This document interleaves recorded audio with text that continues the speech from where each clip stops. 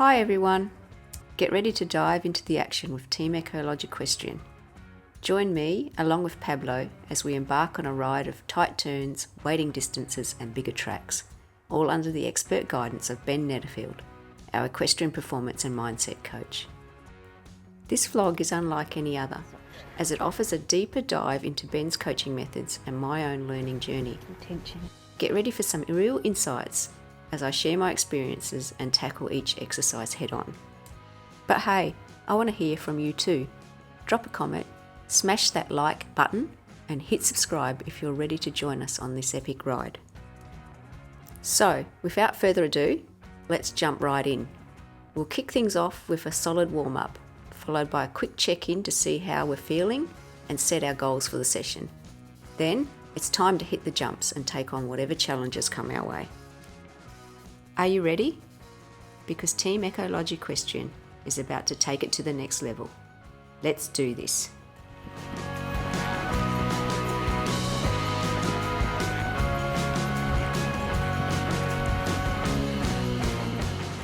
I'll also provide a voiceover, sharing some of my takes on Ben's tips as we do assess and discuss each of the exercises. Disclaimer guys, the advice given by Ben in these vlogs is about Pablo and me at this point in time of our training. It's a record for me on the things that Pablo and I need to work on. I hope you find the session interesting. Flat, but it should be right, I think. This is then one of those things where, remember we said you adapt the horse on the grade? Yes. So, flat. What's your... Oh, sorry. Okay. Expectation right now is that what I would like him to start doing. Yep. Is that self-carriage. Yep. Okay, because I know that if he's not in balance and self-carriage, we're going to lose the power in the canter and the jump. Yep. So I want him to be able to, and when he's heavy on my hand, Yep. I know for sure he's not self-carriage and he's not balanced. Yep. Because he's using me to balance him. So I wanted him just then, and that's what was to lift up a little bit and be a bit more in self-carriage. In the little tighter circles, he's fine, but on the flat, he's still a bit on the forehand, so a bit heavy. Yep. Yeah. And so, you know, not carrying himself, making me carry him. Yep. The balance, he seemed to be fine, but it's just, yeah. So that's why I'm saying he feels a bit eek right now. I don't know, he might pep up. Yeah, it might pep up. Yeah. And I guess the big danger for you is when you have that feeling of flatness, that you don't want to... I don't want to get involved in that. Start manufacturing something that's not going to... Especially if a horse is genuinely flat, if you start doing that, then you're not going to manufacture more. No. You're actually going to start manufacturing less. Yeah. Okay, so that's where work with what you have. Work with what we've got in that context. Mm-hmm. My mind today wanted to work over bigger fences. Yep. And bring it up to the metre 10. Yep. My goal for the session was to push my boundaries by tackling larger fences to improve my skill and comfort at those greater heights. So do the little blue vertical a couple times off each rein. Yep. And what did I say to myself? Start how you wish to finish, huh? That's the theory. Balance, acceptance, rhythm and self-carriage are my goals for Pablo this year. We need all of these to be able to get the right canter, to take on the bigger jumps. Go into research and development during that time. Starting strong and setting the tone early is essential. Establishing the desired canter quality, one brimming with energy, jump and impulsion from the onset, is the key to a successful session.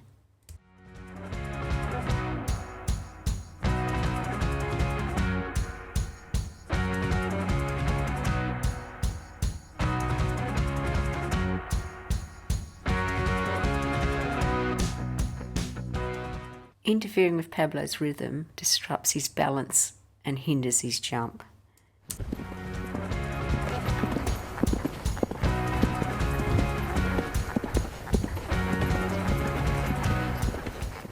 Maintaining his rhythm is all about me keeping still and tall to prevent him from dropping on the forehand and losing his balance.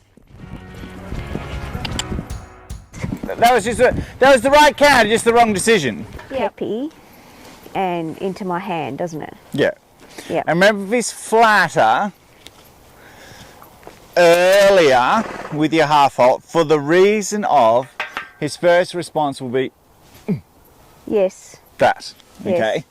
Okay. Oops. And sometimes you don't, because he's flat, you go, oh, I don't want to take away the energy. Yeah. But then you end up taking away the energy because you're having to wrestle him for a response. Ah. Okay, so it's that catch-22 of I'm trying not to touch him almost. Yeah. I'm exaggerating your thoughts. Trying not to touch him because I don't want to take his energy away. Counter, counter, counter, counter. I'm starting to feel unbalanced as I go into this turn. Now, because you haven't touched him before this moment, now he's going to be that response. So then it's a bit of a wrestle. Rather than a little one there at the two Cavalettis, the white ones, and a response like a let's make sure one. So you're sort of, hey, you're going to be stiff on your mouth at first. Are you being where you are with the hindquarters here, and then you're into your turn. So then here, he's all about getting that punch. Yep. In that counter without going. Yep. There. Okay. All right. Correct canter, correct decisions. I need to maintain a still and tall posture to prevent Pablo from dropping onto his forehand and losing balance as we progress through these exercises. Good.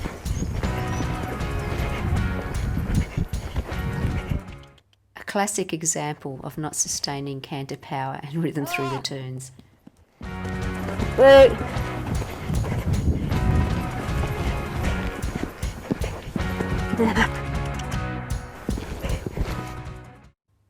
Here we needed a balanced approach. I need to soften the contact after applying the half halt and allow him to travel to the fence. Okay, try it one more time. That was better than last time. Just got to make sure when you finish the half halt on your approach, soften, travel. There you are, good. Big pattern walk. The third last one, yeah. you actually got the half halt completely right. Yeah. But when you finished it, you just didn't check, yeah, but stay in front of my leg now. Okay. So the half halt was completed, it was done, Yeah. it was finished, all correct, but then he dwelt behind you, okay? And so then that's when you did that later, trying to find his mouth. Okay, and so he just wasn't reaching through. And that's, I guess, the difference today also between the last few weeks where he's been bigger, like he's been this bigger, stronger horse. You've done a half halt and he's reached through the half halt after he's finished, where he's not doing that. And that's part of that slightly flatter horse today. That subtle difference is at the end of his half halt, the last few weeks he's been just strongly. I've had the power under me today. Yes. I haven't got that. Yes, he hasn't. He's not pushing, and that's where, once again, it's only a small difference, but it gives you as a rider a bigger whoa. Where I need to not react. Yeah. Okay. So that's that ticking over is in front of my leg. So it's not like I must remember to have him in front of my leg. Because he's still big, he's still being big, but is he being consequentially big after that moment of half halt? Okay? No. Yeah. Not quite. Not quite. Not quite. Yeah. Okay? All right, so that's also now. So now also thinking of, okay, let's take this now more to reference of a competition. Yep. On a competition and he's a little flat, then I'm going to sweep my turns a little. Oh, okay. But, and this is the big thing for you, but in sweeping my turns, we'll use those square turns for you to get you into that outside rein. I'm sweeping this, but I'm making sure I'm not floating that. Yeah. Okay, because otherwise the benefit we gain from the sweeping turn to flow through gets us just longer Yes. here. Okay, so this is a good day for you to think of that context of a bit more of a sweeping turn where you've got room, but then also don't go to your old habit on a sweeping turn, which is Give and throw. yeah, that sort of thing. Okay, so now red oxer, Yep. Cadbury, Yep. this combination, 3 strides here, Oh yeah. and then right turn back to the blue. Okay. Tall. Look up. This really shows that straightness is the key. I needed to maintain balance and alignment to prevent him from drifting and to ensure that there was an optimal straight approach.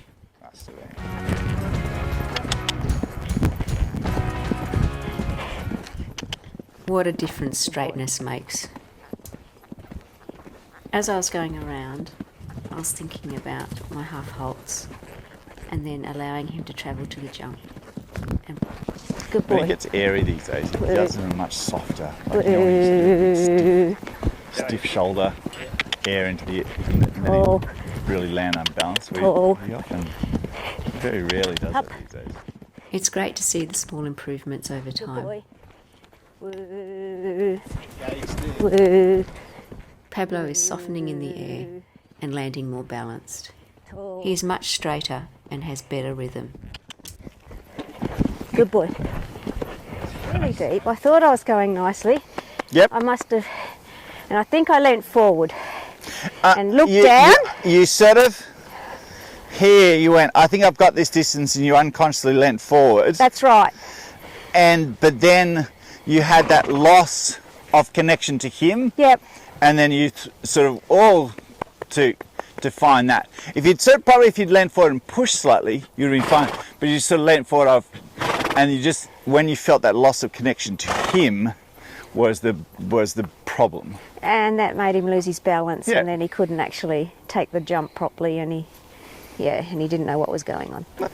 So, oxer, Cadbury, Yeah. line, blue, Yeah. Cadbury, Oh yeah. To the black bubble. water, Oh, water. left turn to the double the other way. Now we know, especially on your home venue, when something changes, they've been going one way, that's going to surprise him more than a totally different fence. Yes. Okay, Yes.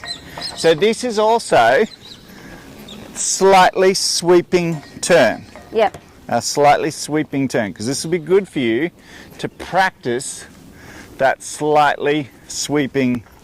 Because that is a Turn. sweeping turn. Yes, isn't that it? Yeah. at a competition, you'd ride it as a slightly Yeah. sweeping turn. You wouldn't square it as much as we've been squaring. Good boy. With riding this track, I needed to keep Pablo's connection and balance by maintaining an upright posture with a supporting Good leg boy. and allowing hands. Woo. Tall. Sit up. Sit up. Sit up. Sit up.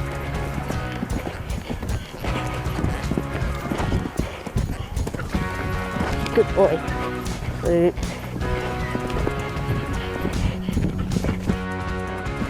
Sorry, mate. Good boy. Woo. Woo.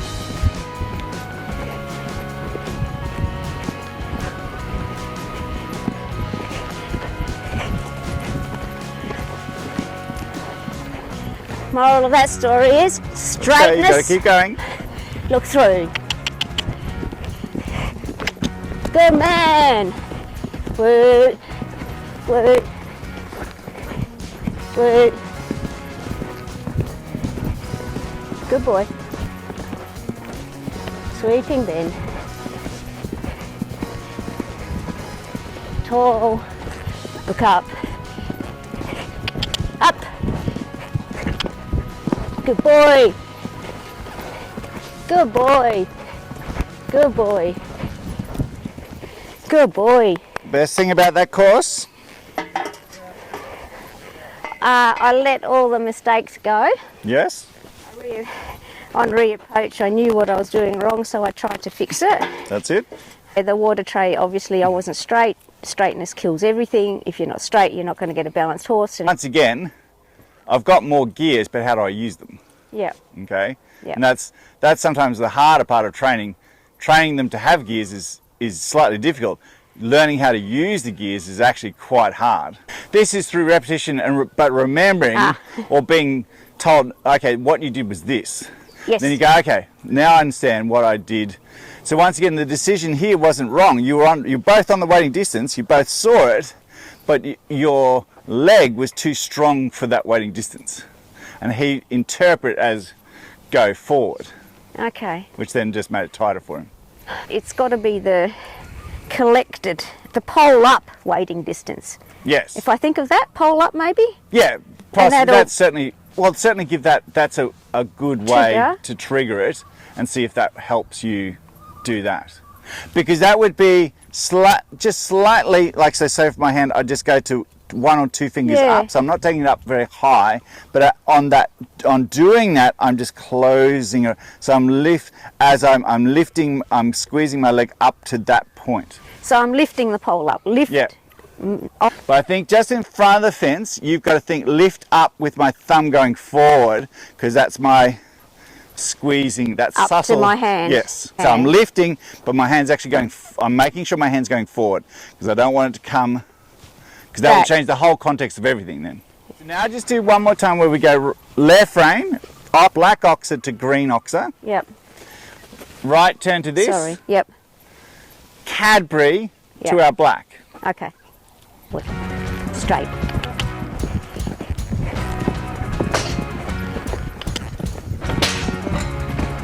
It's okay. Straight. This time on my approach to the big vertical, I was thinking, keep my shoulders back, wait, and use my leg to support him to the jump. And wow, we just popped it. Some nice footage by Ian of the vertical. It shows me using a half halt, softening the contact, sitting tall and allowing him to travel to the jump. So eyes, channel, open, so he knows I'm going to turn, then turn though, okay? Don't just do it in one swinging motion, because he'll either do this or he'll do that, which is, he'll switch out behind, and then I'm going to be unbalanced on that turn. Yeah, so he'll fall in if I'm not. That'll be his default. Yes, that's it. From the so I land, channel, conversation, I'm going to turn right, then I actually turn right, okay? So it's that little, hey, okay, my shoulders are tall, I turn, and I come onto my line, okay? The more settled he is in that turn, that fence is just easy as. Easy as.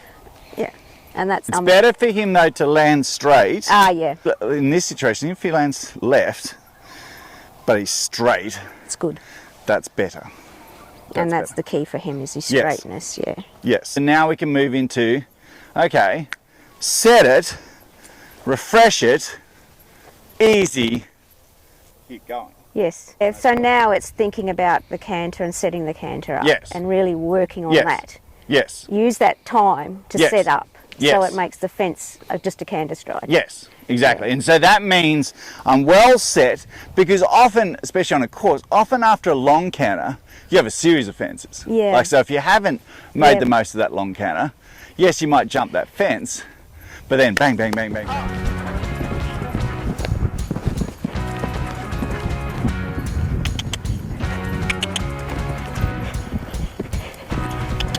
That's it. Good. One more time. Good boy. Good boy. Self-sorted. Good. Good boy. That's it. Canter. That's it. Good boy.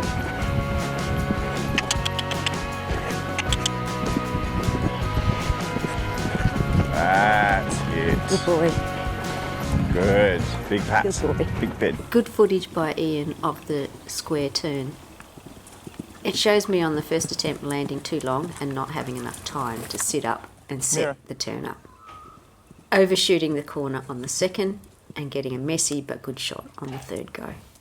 My position was way too forward and ahead of the motion on the second run. I stayed much taller and plugged in on the third attempt. The tracks in the sand don't lie. Good thing. He listened, and I, following forward hands. Yeah, so you had a big enough counter to negate that mistake. Yeah. Okay. And you both didn't.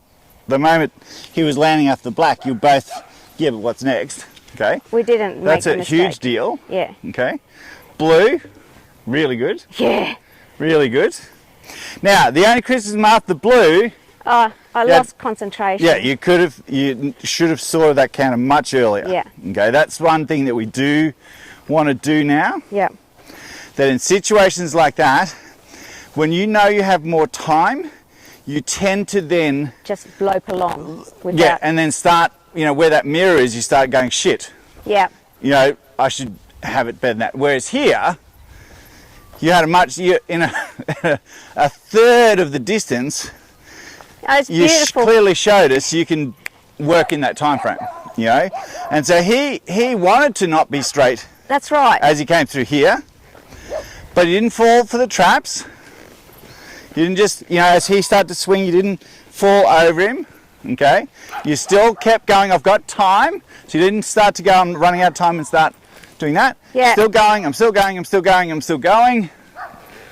Jump the fence. So my criticism at the moment,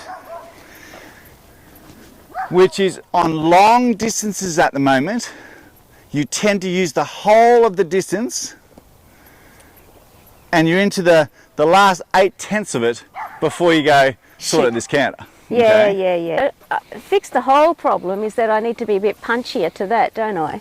And pop it. And pop it, yes. That's a similar, so because it's actually more an vertical than an octa. Yeah, that's a vertical. And so this is that confidence the same as here. Yeah. Of on a close distance I can have the right leg to pop. Yeah. And at the moment both of you aren't quite sure what the new supporting leg is. Okay. Just not quite sure. Okay, you're hovering around it. Is it this much pressure? Is it that much pressure? Do you mean to go forward or do you mean to be energy? Yeah, because I'm not doing that energy thing. It's slight. Should I try it once more? No, he has been fantastic. You've been fantastic. You definitely do not need to do it again. That was pretty cool, wasn't it? That was really good. Really, really good. Really, really good. Okay. Here's a bit of Ian's footage on some of the track work as we head to the outro. There you have it. Improving our jumping skills is a slow process, but hey, the enjoyment and learnings we are getting from the journey outweighs any of the challenges. I achieved my aims for the session and took away a lot of learnings. Some of the themes and takeaways from our session today were: 1. Adaptability. Work with what you have. If the horse feels flat, forcing engagement may backfire. Instead, adapt to the horse's energy levels and encourage hind end engagement. 2. Addressing self-carriage. When the horse becomes heavy on the forehand, rider engagement is paramount. Sit up tall and establish a clear connection between leg and hand to help rebalance him. 3. Mastering half holds. Timing is everything. Half halting earlier on a flat horse gives us the edge, helping to balance and engage that hind end for a powerful takeoff. 4. Navigating short turns. Keep that power flowing through every twist and turn, and never lose sight of the rhythm. It's all about finesse and precision in the heat of the moment. 5. Allowing and travelling. Release the half halt quickly. Keep the connection and balance by staying tall with a supporting leg and allowing hand. Let the horse travel to the jump. It's about finding that delicate balance between control and freedom. And 6. Embracing straightness. Keep your horse and you balanced and those lines crisp and straight. Look up, leg on, and flow to the jump. And with all of this said, the most critical for me now is to work on staying tall and not getting ahead of the motion at the point of takeoff. Most of these are common to a lot of us, and yes, we're all different in how we learn. It's all about what works for you. Happy riding and training. Thank you for watching and see you in the next one.